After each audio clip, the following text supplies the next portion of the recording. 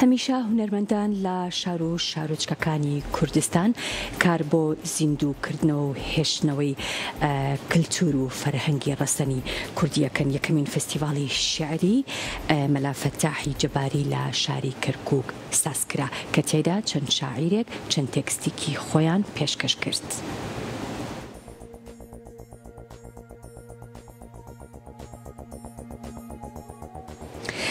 بۆ زیندووکردنەوەی فەرهەنگی کوردی یەکەمین فستیڤاڵی شیعری مەلا فەتاحی جەباری لە شاری کەرکووک بەڕێوەچوو. وەزیری ڕۆشنبیری هەرێمی کوردستان بەشداری فستیڤاڵەکەی کرد کە تیایدا 31 شاعیر بەشداریان کردبوو کە هەر شاعیرۆ بە تێکستێکی شیعری دەچنانێ و پێشبڕکێی فستیڤاڵەکەەوە بۆ بەدەستهێنانی خەڵاتی یەکەم و دووەمی و هەروەها سێهەمی فستیڤاڵەکەش.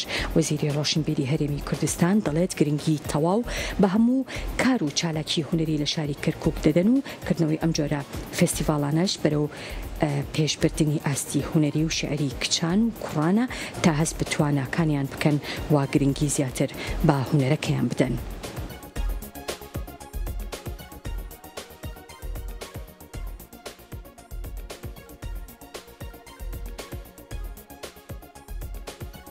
کار و چالاکیەکانی ڕۆشنبیری و ئەدەبی و هونەری لە کەرکووکا دەکرێت گرنگە، چونکە ناوچەکە ناوچەیەکی کوردستانیە و دەوڵەمەندە لە بواری فەرهەنگ و کللتوردا پێشینەیەکی زۆری و تایبەتی هەیە، تایبەتمەندی هەیە.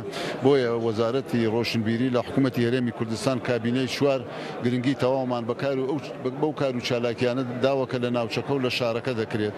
ئەمڕۆژ بۆ بەشداریکردنمان لە ڕێوڕسم و فستیڤاڵی بەڕێوەچوونی فستیڤاڵی مامۆستا مەلا فەتاحی جەباری خۆمان هاتین و بەشداریمان کرد و قسەمان تیا کرد.